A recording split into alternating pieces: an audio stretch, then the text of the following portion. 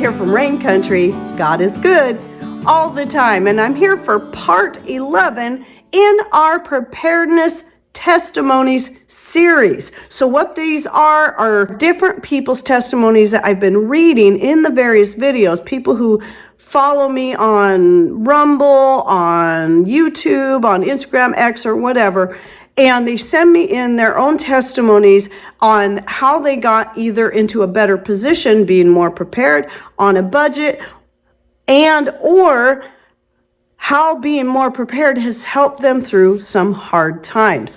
So let's get to the testimonies for today. So first one, back in 2005, we had such a severe ice storm in Illinois that our city lost power and phone communication for a few days. This prompted me to follow my husband into the world of amateur radio communication.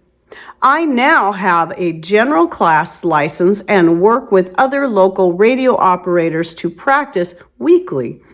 We have recently moved to our 10 acres in eastern Idaho to build our homestead and our YouTube channel, which is Little Home in the Valley. And I'll put a picture and I'll put a link to their channel down below. Radio communication has been a lifesaver during natural disasters when cell phone communication has failed. It would be wonderful if more homesteaders would get their licenses and we could create a larger community net of operators. We have other ways that we have prepared as well, like our year supply of food, plans to build our self-sufficient off-grid capability homestead with chickens and garden, preserving and fermenting food, and much, much more. But staying connected to others if the grid should go down is something not a lot of people consider. Keep doing what you're doing, Heidi. Spread the word as well as the word. Thank you for that. All right, next one. My husband and I began our self-sufficiency journey more than 10 years ago now. As a child, I grew up with chickens and homegrown peas in the garden and wanted to return to that kind of life without the chickens, unfortunately, as we rent. My husband built a raised garden bed and grew some tomatoes from seed. The thrill of growing my own food was incredible. Now the problem of what to do with excess produce came up. I learned to make sauce, then jam. As we grew more, my husband came to love what I was trying to do and joined in. That's wonderful. We bought books on preserving and recipe books and started to stock our pantry. We also began to buy other things like toilet paper to stock. Each fortnight we would decide what we needed and bought a little extra. And before I forget, I want to go back to the tomato thing. Tomatoes were one of the very first things we started growing years ago before we even started thinking on more preparedness minded. And that was because local tomatoes store-bought tomatoes are just never great. And I like to make a lot of sauces, whether it be salsa, spaghetti sauce, lasagna sauce, chili. I use them in chili and so much more, even barbecue sauce. So growing tomatoes and then learning to can them was important. So that's what we started with, and it can be a really easy place to start. Well, I started off by just buying plants from the store and then eventually learned to grow them from seed, which, and even then that was trial and error because that's all going to vary according to you, your area, what works best for you. And I have a video on growing tomatoes and what works best for me after many years of doing this. Yeah, I'll link to down below. So anyway, let me finish. Along with growing food and learning to preserve, I discovered a love for knitting and took lessons cheap from our local wool shop. For years, I knitted jumpers for us. Then the wool shops began to close and good wool was difficult to find. I joined a guild and learned to spin.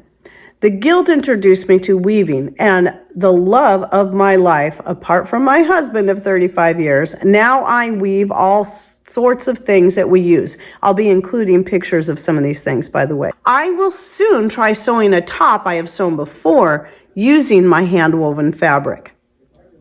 During COVID, we were glad of our prepping, it saved us a lot of trouble not fighting over toilet paper. But COVID also shone a light on some holes in our system. Didn't that do that for all of us? That needed to be fixed.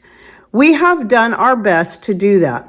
We bought a pressure canner and cabinet style dehydrator and learned how to use them, and off we went. My husband found he loved soap making and supplies us with soap now. That's great. I actually love making my own soap too.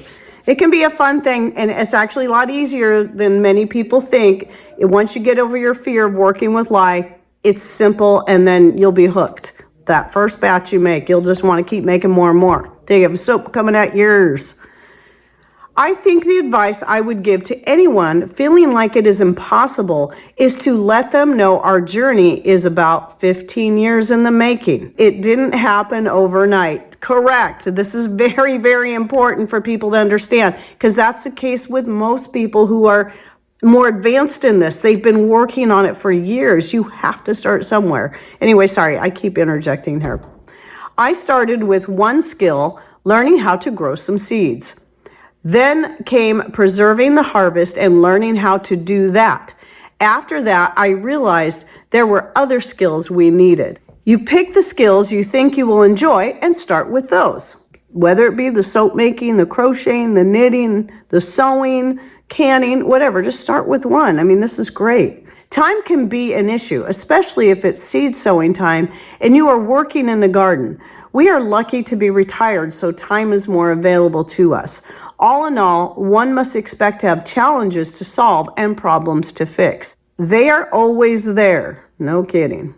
Time needs to be organized. Crops may not always come up, or there may be disease to cure. But that's part of the game of living this way. You learn from mistakes and move on. Absolutely. Mistakes are not failures. They are lessons we can learn from and do better next time. Yes. Start small, one thing at a time. Perfect one thing and then add another and then another. Organize time for the things you want to do. Be patient if you must be.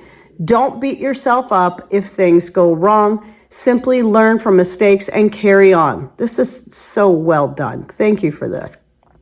The aim is to be as independent as possible. No one can do it alone. Building a community or merely a few friends you may be able to trade with. Perhaps some small businesses or farmers would be willing to barter. Maybe you have friends that have skills you can trade with. Slowly, catchy monkey, as the saying goes. I love this one.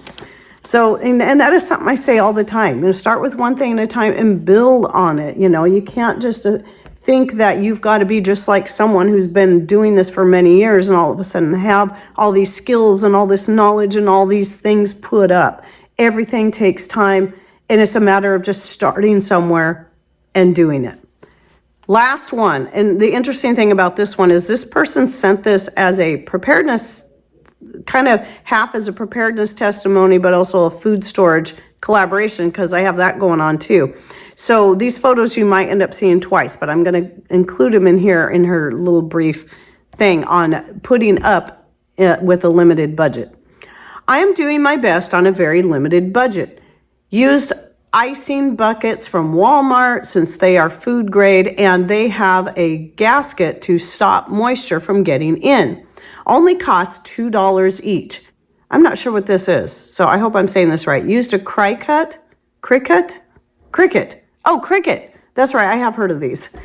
Just the spelling was different, so it threw me off. I didn't know how it was spelled, I guess. To make labels for each bucket so other family members can quickly ID the buckets.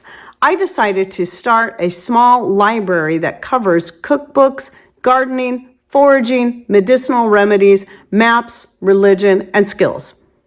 I get most of my books from library book sales. Very good. They're only 50 cents each. Goodwill is 99 cents each, or 25 cents at Goodwill Outlet. I want to be prepared if I don't have a smartphone. Yes, books are essential. I decided to utilize the space above the doorways since that area was naturally drier and darker. I have been blessed to be able to save 75 plus different kinds of herbs in the past few years. I plant a few each year, making sure to plant a few new perennials.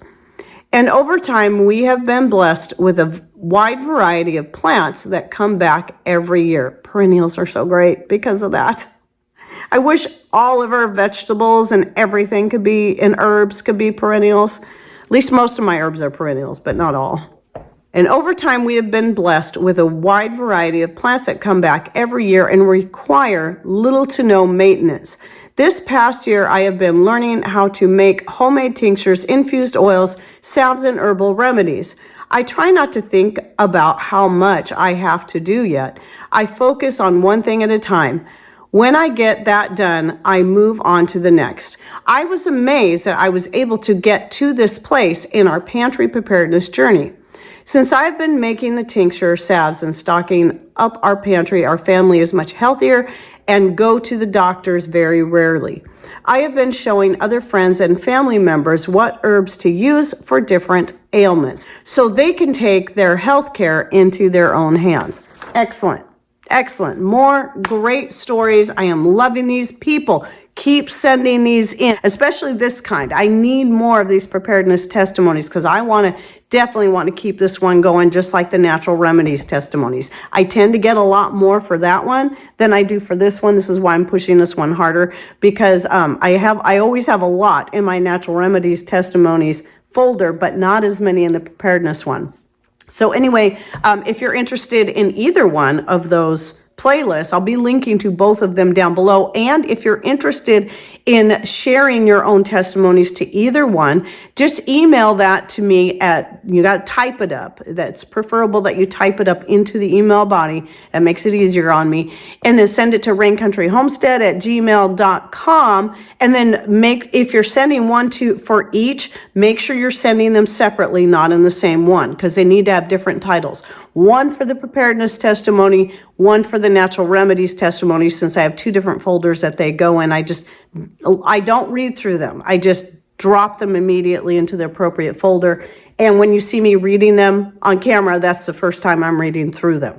Also, feel free to share your testimonies in comments down below as well. Just note that I won't be gathering those testimonies from comments for future videos. If you want it in both, you want it in a comment and you want it read in a future video, you'll still need to email that to me, but please share down below as well, because that gives one place for people to read through. There's always some great information to be had.